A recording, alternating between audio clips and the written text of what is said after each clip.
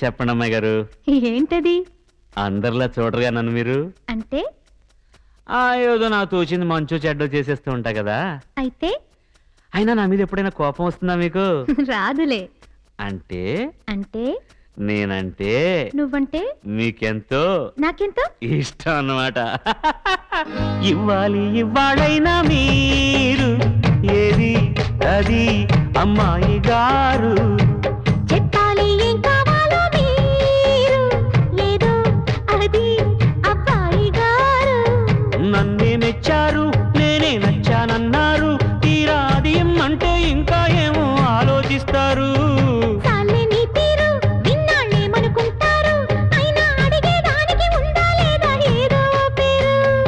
ఆ మాట నా నోట ఈ పూట వినిపించనా? I want take kiss from you.